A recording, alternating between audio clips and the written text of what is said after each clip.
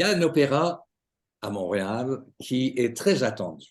Le titre d'abord est un peu mystérieux, Aina Damar, et pour nous raconter cette aventure qui se déroulera évidemment à la Place des Arts avec l'Opéra de Montréal du 18 au 26, deux invités, Brian Stoffenbiel, pardon, et aussi nous avons la présence de Nicole Paiement qui est la chef de l'orchestre. Alors tous les deux, bonjour et bienvenue. Bonjour. Bonjour, bonjour Weston. On s'attend à quelque chose de particulier avec cet opéra et j'aimerais peut-être, Nicole, que vous nous résumiez un peu l'histoire parce qu'on est en plein cœur d'un opéra contemporain. Oui, tout à fait. Alors, c'est l'histoire de Lorca, mais c'est aussi l'histoire de la Révolution espagnole. C'est aussi une histoire d'amour, finalement, de fidélité. Il y a plusieurs histoires, il y a plusieurs niveaux qui s'entrechaînent pour présenter finalement quelque chose sur la condition humaine. Alors, c'est très contemporain dans l'histoire de l'œuvre, mais on voit Lorca, qui, jeune homme, était tombé amoureux, si on peut le dire, d'une statue,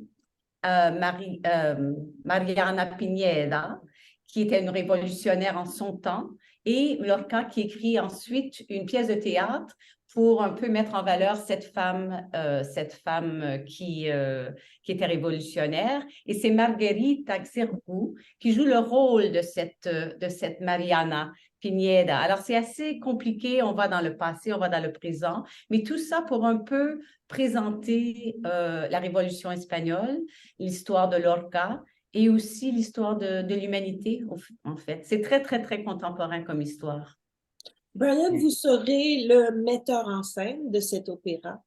Oui. Parlez-nous un peu comment vous voyez la scène, comment vous avez fait votre mise en scène.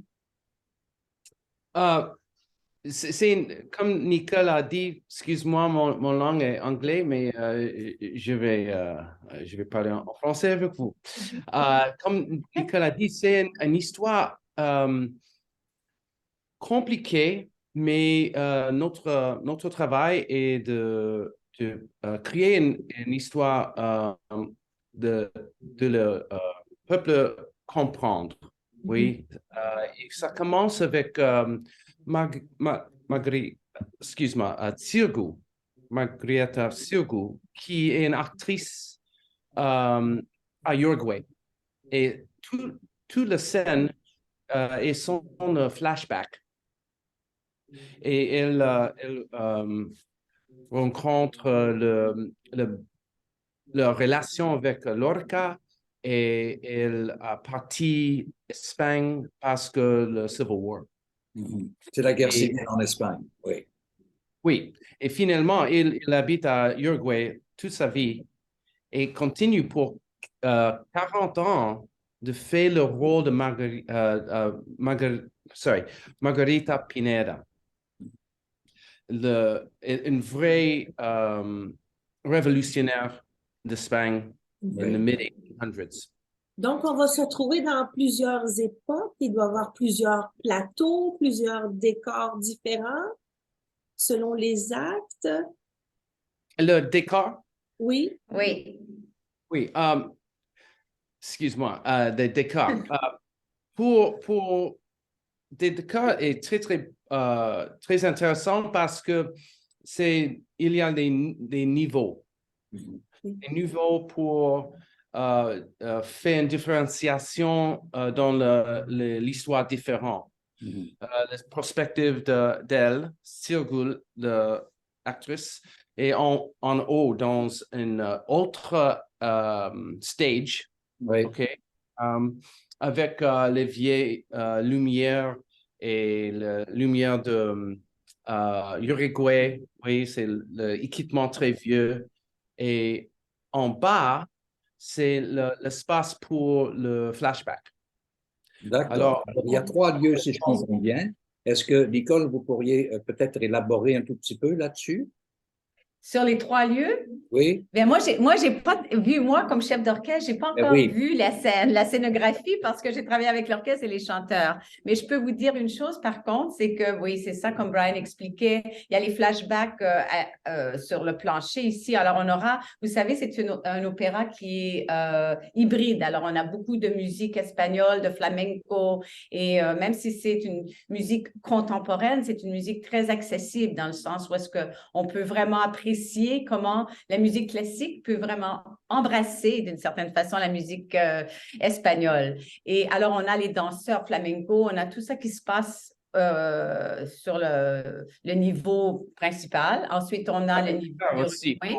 avec le Oui, danseur. le chœur et les danseurs sont en bas. Ensuite, on a ce niveau du théâtre de Margherita. Et ensuite, on a aussi la personne qui fait Ruiz Alonso, qui est, comment on dirait, Brian, le falanga, comment on dit? Alfredo Tejada. Il représente les Oui. phalanges. Oui, the phalangist.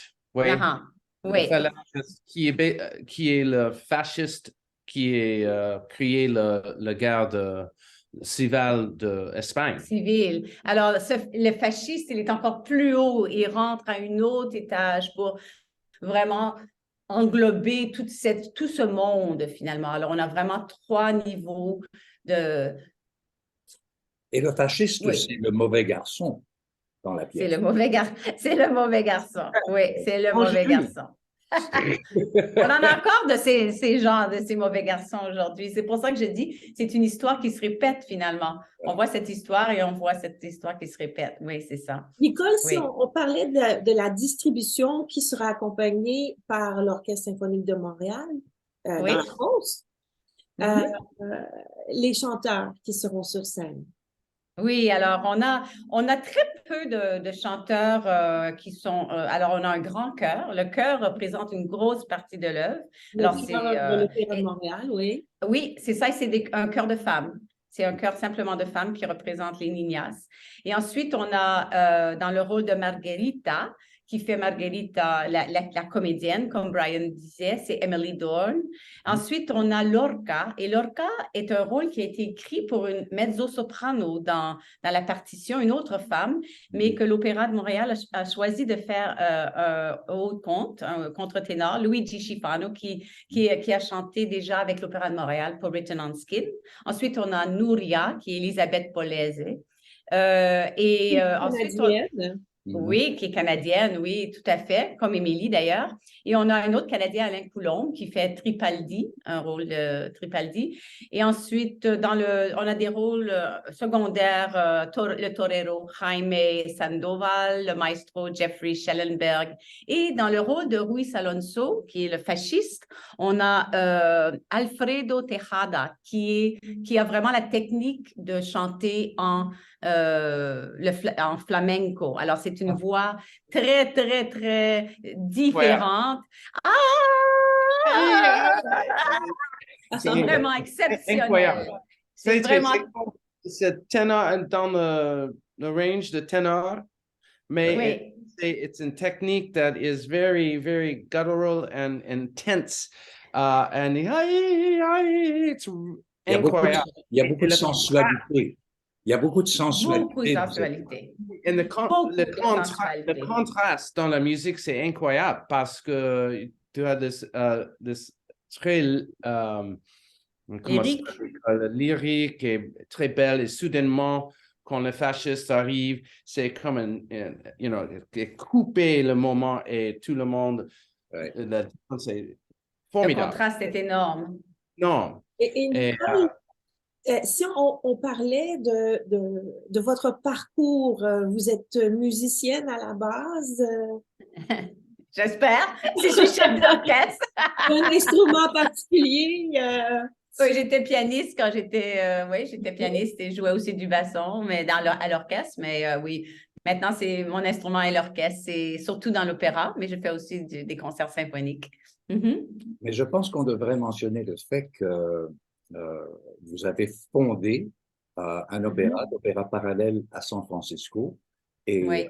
ça, en soi, c'est déjà un fait remarquable, non? Oui, oui, ben c'est une compagnie d'opéra strictement vouée à l'opéra contemporain.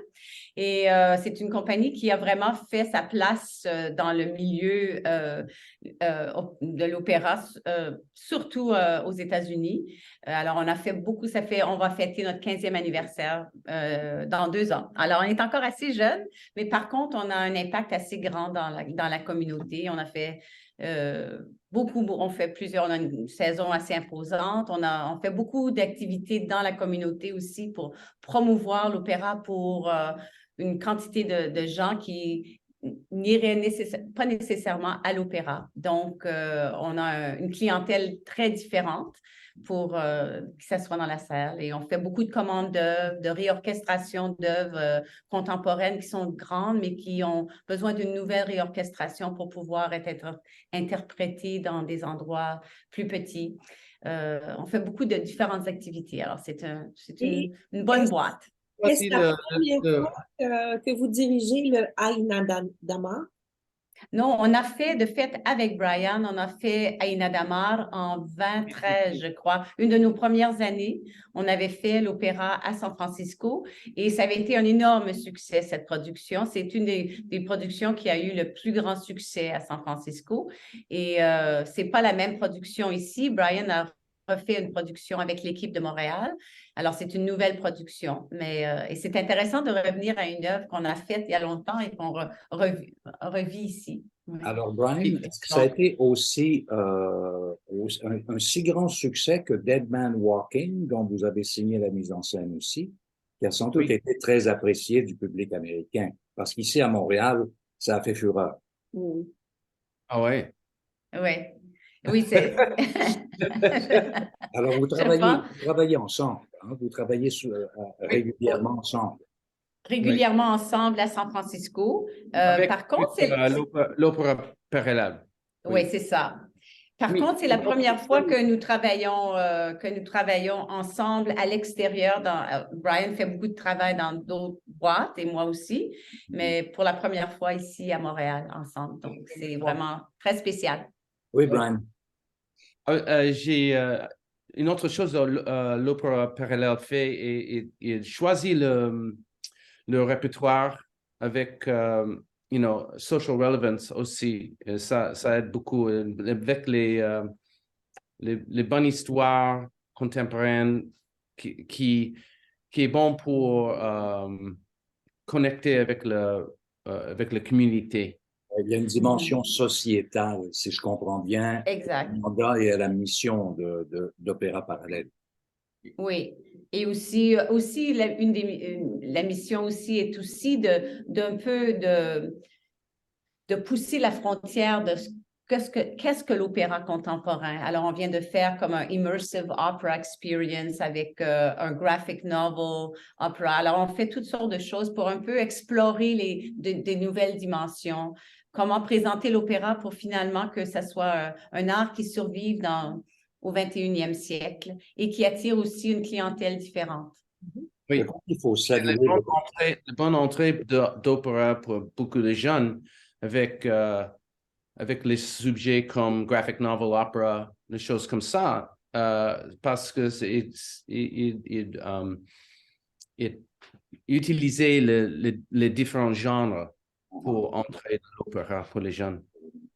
Alors, je trouve que l'Opéra de Montréal a fait un choix judicieux en vous proposant cette plateforme, en proposant cet opéra Anna et Dama. Et moi, j'invite les gens à aller faire un tour, à se procurer des billets parce que ça se passe du 18 au 26 mars. C'est même très beau. Et j'aimerais aussi, avec Sylvie, vous remercier pour votre disponibilité.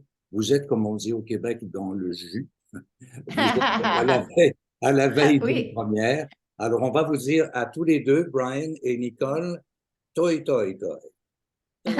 Merci bien. Merci et venez nous voir. Absolument. On y sera. Merci. Okay. Merci.